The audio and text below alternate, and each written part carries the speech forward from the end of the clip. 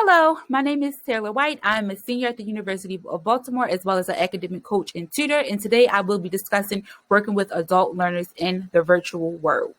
I want to start off with a quote from Susan Eldridge from the University of Maryland. Faculty members need to know that students learn differently. They don't just memorize, they have a context within which they take information, they learn and apply it. And this summarizes the problem of universities not understanding that adult learners learn differently. This goes for professors, academic coaches like myself, and maybe tutors. And they don't know how to accommodate these adult learners because they don't realize that they're different. The assumption in the US is that most college students are recent high school graduates. So you have your 17 to 18-year-olds graduating high school, going straight into college into a 4-year bachelor's degree program, and then graduating at 21 to 22 years old.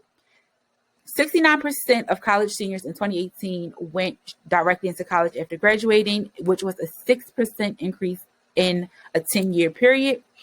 63% of Americans believe the average college student is 20 years old, and in reality, the average college student is 26.4 years old, and at UB, this is 27 years old.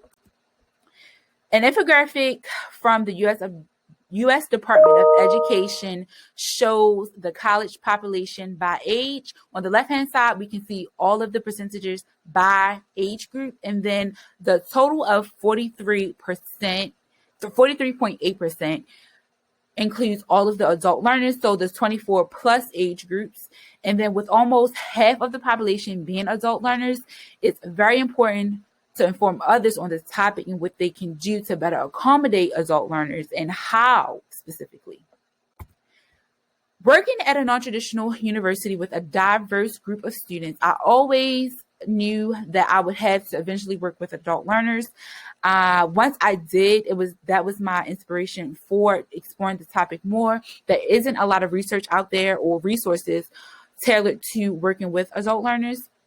I knew that I had the skills and the knowledge to work with students, so I just had to kind of tailor that to work with an adult learner, especially in the virtual world. I did a lot of explaining on the technology side. My student wasn't that fluent with technology, Zoom, even the platforms that we use for our school, emailing. So I had to do a lot of explaining, typing. I had to do a lot of demonstrating and explaining for that student so we can then get into the content of the stuff. And I really learned a lot. I've learned that I need to explain more because I like to do and not explain. I don't explain the smaller things. So explaining a simple copy and paste, which I assumed everyone knew, was like, okay, I'm going to start explaining everything from beginning to end for the student. And it actually worked out. I think that we both learned a lot from each other. It was definitely a mutualistic relationship. And I grew a lot as an academic coach and tutor from working with this student. So I've probably mentioned adult learners a million times now, and you're wondering what exactly adult learner is. There is no clear or universal definition, more of a general consensus, and it's very straightforward. Students aged 25 and older are considered adult learners, and with adult learners is adult learning. Adult learning is distinct from child learning. It's a practice in which adults engage in systematic and sustained self-educating activities in order to gain new forms of knowledge, skills, attitudes, or values. And there are some barriers to adult learning. It could be one or multiple for one specific student. Career or financial obligations, so they can't afford to leave work to go to school. They can't do part-time and part-time. They have to work full-time. They have family and children, which relates to financial obligations. They have other people to take care of, rigid schedules. They cannot balance the two work and school lives along with everything else. Budget and finances. They may not have tuition within their budget. Academic preparedness and confidence.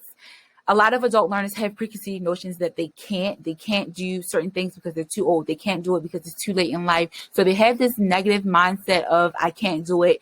And that kind of hinders them from reaching their goals and reaching full potential and realizing the things that they can do. And then virtual learning added an extra barrier just because now you don't get the face-to-face interaction with your professors. You don't get to talk to your peers in the class and get that nice peer interaction that helps, or group work. You don't get the immediate feedback from your professor. You're not able to ask questions right away and get answers right away. You have to email them. You can't go up to their office. So it kind of amplified an already overlooked issue, which has created a whirlwind of trouble for some people. And adult learners also fall under the non-traditional student category. There are certain characteristics of non-traditional students. The main two for adult learners would be attends college part-time, works 4 times, and then has dependents other than a spouse. All of these, once again, can apply, but it could just be one. So what motivates an adult learner?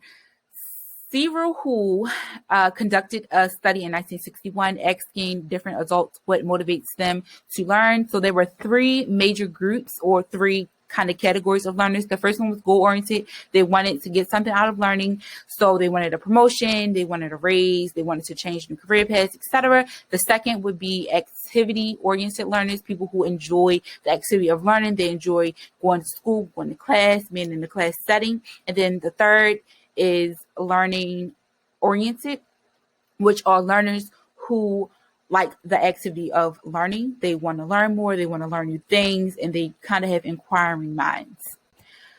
And there's also the adult learning theory developed by Malcolm Knowles in 1968. The adult learning theory emphasizes the differences between adult learning and children learning. There are 5 assumptions: self-concepts, readiness to learn, motivation to learn, which both relate to reasons, orientation of learning, which is they want applicable and practical skills to learn, and then adult learner experience. They have lots of experience from their previous jobs.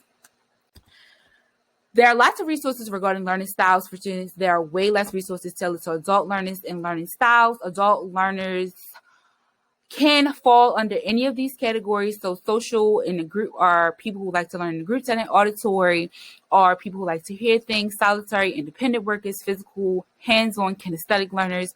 And then visual are learners who like observing. And the most 3 common are auditory, visual, and physical or kinesthetic for adult learners. Now, we have all of these facts about adult learners. We know who they are, how we can identify them, what challenges and barriers they're facing, what motivates them. So how can we better accommodate them? First would be to learn the individual student, understand what motivates them and the barriers they face. The second would be to encourage and highlight their strengths. Always be flexible, because we're living in very, very weird times with virtual learning. So everyone's had their own problems and lives going on. Academic and career services and providing additional resources. I always like to refer my students to other resources, whether they be on campus, other offices, other services we offer, or if it's online services, extra tutoring or learning resources, and then provide autonomy and independence, real world examples and relevance that are relevant.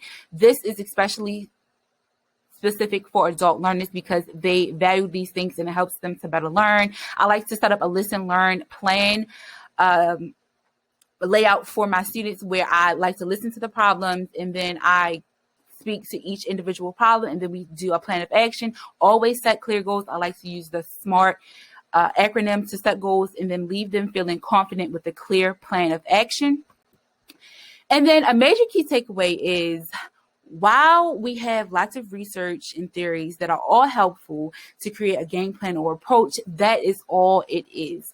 It is a case-by-case basis when working with students. It helps to better understand them and how they learn, but not every adult learner will fall under the same umbrella of being one or the other.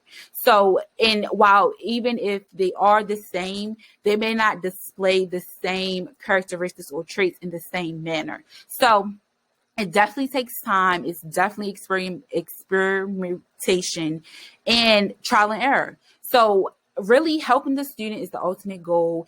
If you deviate from the book or the theories or the resources, that is fine. I always like to ask, did I meet your goals? And did I answer all of your questions? If both of the answers is yes, then the methodology is irrelevant to me. Thank you.